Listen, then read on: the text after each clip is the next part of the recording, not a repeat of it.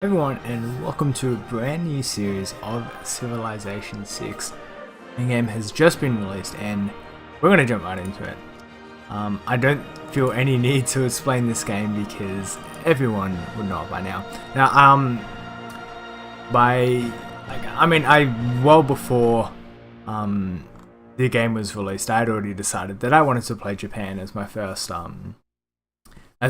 Civ because of their bonus. With the Meiji Restoration, the first bonus you can see there.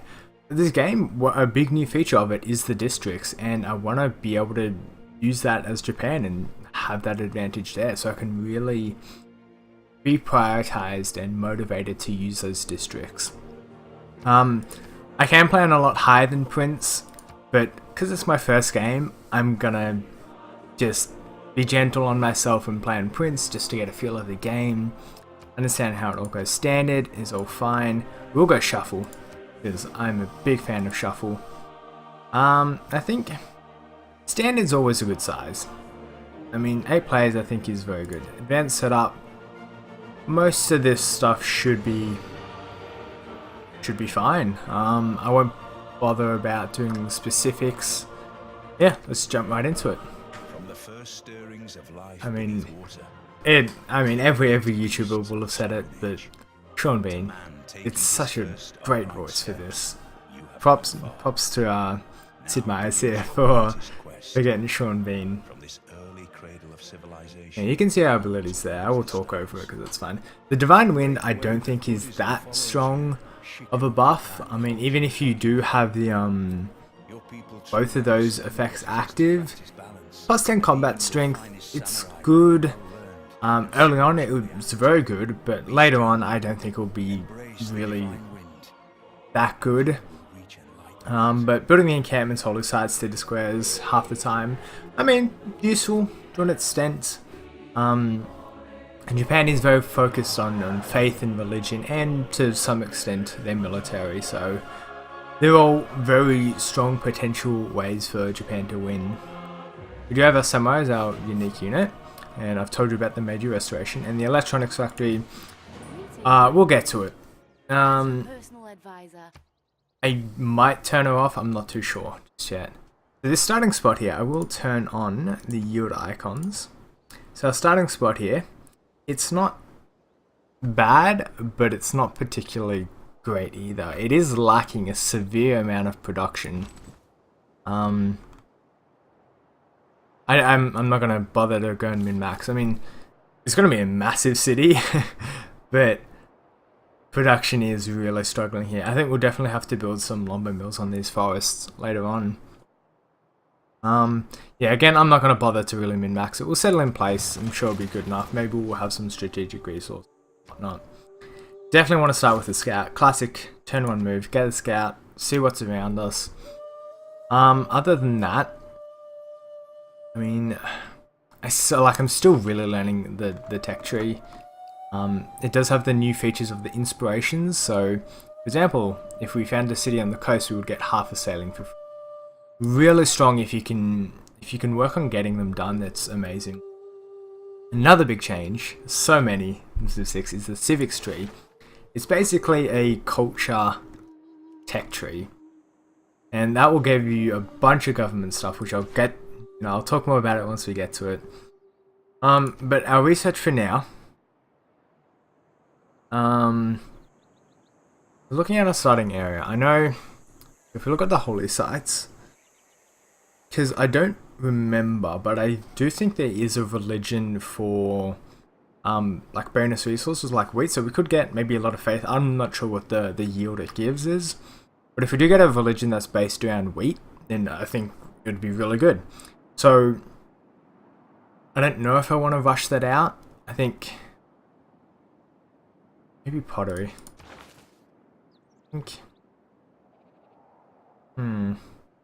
I really don't know.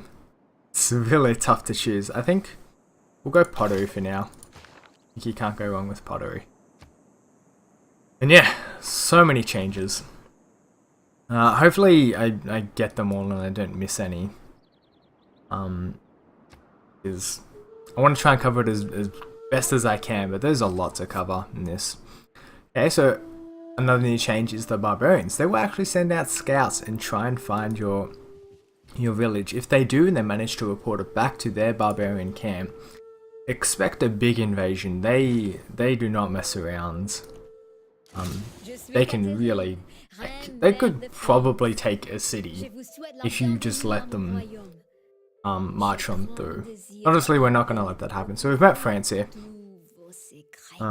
So I did like have a little test game with the friends, and France wasn't in that game, so it's cool to see her in here. So there we go. There's a Eureka, so we get inspiration half of writing. That's pretty neat. I do like that change a lot. So Paris is over there. I can't tell what resources she has, but it is very important to go and explore, because it could very well be that our first move is to go take Paris instead of settling another city elsewhere. That's why scouting is very important. Okay, so this is definitely the encampment here. This could potentially be a really good city spot. Obviously have to do a bit more exploration, but there's stone, there's river, there's horses, there's some salt here. Salt being probably the best resource. In Civ 5 it was, at least. I'm not sure how or if it's been changed for Civ 6, so this could be a potentially good spot. It does look like there's tundra down here. So that could mean that we're at the bottom of the map. And we found a city-state as well. Okay, so this could be more towards the bottom because of the tundra, so it could be that we just have to go and explore north to find good lands. But yeah, anyway, so we'll send out our scout out quickly. And more tundra. So, another change. So many to go through. The city-states work kind of differently. You get envoys, and with each amount of envoys that you send to each city-state, you will get these bonuses here. They do change for every city-state. I mean, there is just like the sort of these first three ones are pretty standard, like giving culture and science and gold and faith and whatnot.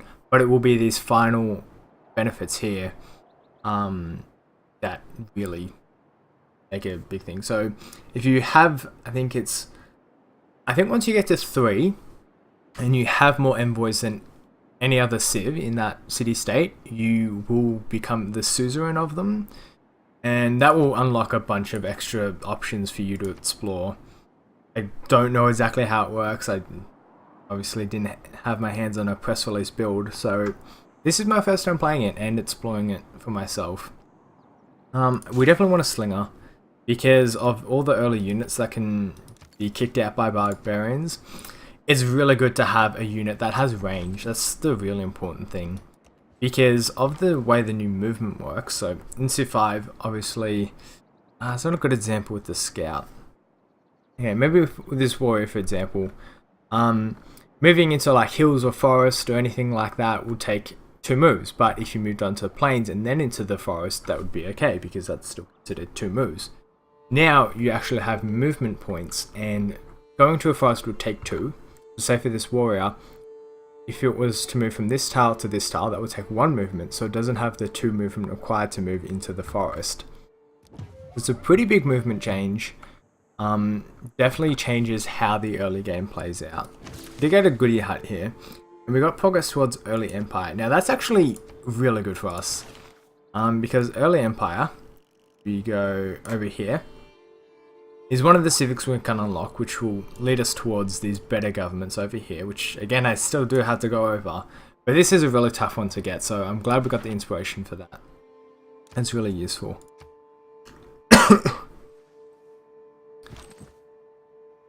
I think I may want to have, how long till our slinger? 3 turns until our slinger. I should probably do the tiles here. Yeah, I'd much rather the growth first than the production. Maybe this isn't that good of a city spot. Another good change, because of the way the districts work, if I was to build a city here, I could eventually expand my borders over to these coastal tiles, and I could build a harbour there and then effectively make it a coastal city. So that's a really good quality of life change. Really helps simplify the decisions of where to put your city. So I'm not sure if this is a good spot yet. We'd get salt, we'd get horses, we'd get stone, and if we settled there, we would get those 2 fish, or just the one. Just the 1 fish. It's not a bad city. Definitely in this game, it is a lot easier to build wider than taller. Because of the new amenities. They must feel happy. You don't have to worry like so much on the luxury resources. Okay, this is a big problem here. These 2 barbarian scouts, I have no units over there to deal with that, so they're gonna probably just see my base, report back, and because there's 2, I'm worried there's 2 camps. It could just be from the same camp. I don't know if they actually do that, but assuming it's from 2 different camps, we're about to get a lot of barbarians coming our way. So yeah, this is not going to be good Enacting new at all. policies in our government. At his best. So we finished Code of Laws, now we can change our policies. This is where the governments start to become a big thing. You get these cards, so you've got 4 slots: military, economic, diplomatic, and wildcard, as you guys can see there. And throughout the game, for each civic, well, not each civic, but for most civics you unlock, you'll get new cards, which obviously relate to that civic. So we start out with these 4. There will be a lot of them later on in the game. There will be a scroll bar, so that's that. I think for our military policy, we only have 1 recon unit, and I'm worried about all the barbarians coming, so we're definitely going to take the discipline there. As for our economic policy, I mean, we're not in any particular rush to get faith or gold, but I don't know how strong that 1 production will be. We can, whenever you unlock a new civic, you can change it on that turn for free, otherwise it will cost gold. But I do want to have a look here. Production is 6.3. That's good, feels like. I think I'd rather take the faith and gold. So I want to work towards... Quite sure what else we want to work towards. I suppose we just get craftsmanship. I think that's okay. Let's go hit this scout. So that movement wasn't great. Now we could get double attacked here and that won't end well. Right, we had to change our government. Change policies, we want discipline, and I think we want God King. We'll confirm those policies, and if we have a look here, we can view the government, so these will unlock later on. That's why it's important to get I've completely forgotten. Early Empire, which leads on to the other civic, which I don't know the name of yet. Political philosophy. So once you get that, you can change your government, and it's important because you can see you get extra slots of your choosing, obviously, between each government type. So obviously later on, you get more and more slots. Another thing is the legacy bonuses here. So if you have it for a certain amount of turns, I don't know what it is. So it looks like if you have this on for 20 turns, we will get an extra 10%. Well, in total, we would have 30% production on Wonder production. That was a bit of a bad sentence, but you get the gist. So you get those sort of bonuses built up if you keep the government on for longer. Definitely want to use this scout to go over to the east, and we'll have the slinger defend the north. Because these barbarians are going to be coming back soon. Considering it only took them a few turns to find our base, I can only imagine it won't take long for them to go back and send more units. Yeah, it very well could be that our first move is to go take Paris. Just because there's no... I don't want to say great city spots because I'm not really sure. I'm learning the game as much as anyone else is, so I don't know if that would be a good city spot. Because of the way Japan's bonuses work, I am more keen on playing a bit taller, but I just don't know what's good, what works. It's going to take me a fair few games to really get in the balance of it all. Granary we won't need because we've got plenty of housing capacity. Maybe another slinger. I do want the extra culture. I think we can go with the monument. I think we'll be okay. I am concerned about the barbarian, but we'll probably be able to defend them with just a slinger. I don't know why he moved there. That's odd. Because they did change some of the hotkeys around, so I was still adjusting to those. And as far as I knew, A was changed to bombard, although I did it on them. I don't know. That's fine. I mean, you are saying stuff to me. That's good to know.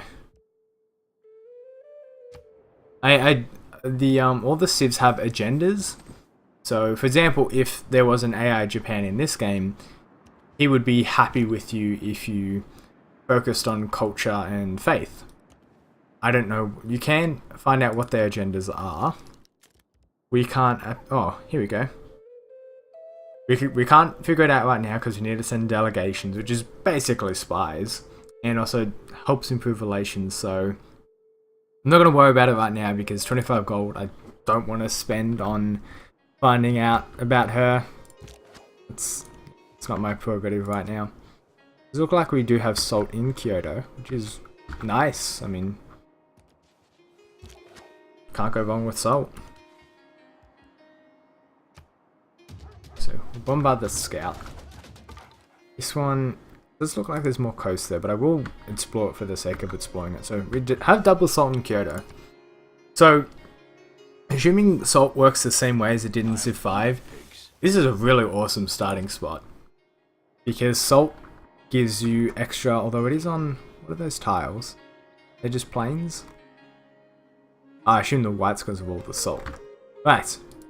Okay,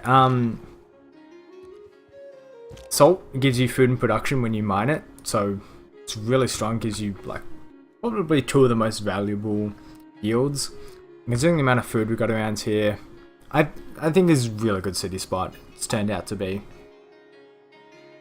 Okay, mining would be good if you wanted to hook up the salt, but it's not a big concern now because our borders haven't quite popped out that way. Curious about these holy site adjacencies. So, ancient adjacent plains. What kind of mountain are you? You're a desert mountain. Okay, I don't know if that actually changes. Okay, plains mountain. Okay. We're setting up a holy site and or a campus next to that mountain there would be really good. I don't know where I'd quite set it up. I don't know what tech to get. Mining would be good. Because there's no harm in getting riding. It's the only one that's boosted at the moment, so I suppose we do that. We definitely want to get a worker out to improve these resources because they can help with a lot of inspiration, so that would be nice to hook up. There's maybe another potential city spot up here. We see the double cocoa, it's river, there's some wheat. So that might be a good city spot. Oh, wow, we actually killed that unit. I'm genuinely surprised by that, but we got another Eureka towards it, so good for me. Okay, around here is another good spot. Get plenty of coastal tiles and it's all, what do we got? More salt, rice, wheat, coastal mountains. Yeah, could be a good spot. Just to explore around here, because I'm positive there's a barbarian encampment around here. I don't know where that other scout came from. One came from up here. Bit of a investigative game. It is attacking us, as expected, because we are a bit weaker. But we'll be able to survive that attack, that's fine. XP, you just keep healing. I like this spot. We will keep the 3 food when we settle on there. But got to make sure these tiles that we're working is okay. Keep going. That's what we want. Yeah, so we'll keep the 3 food. So it ended up being a 3 food 1 production tile at the start, which is nice. Get salt. Yeah, I really like that city spot. Production won't be amazing, but that's alright. You can build industrial districts later on and all that, so I'm not worried. Craftsmanship. I think I want to keep the faith in gold. The production towards builders would be nice because I do want to start building some of them, but I think for now we want to keep getting the faith in gold. You go over to the, there's a lot of barbarian units over there. This is what I was saying. You would not see this in the early game of Civ 5. This is a lot of units for a barbarian encampment to pump out, but it was all because they found our settlement. That's why. We did find another little goody hut. A new civic.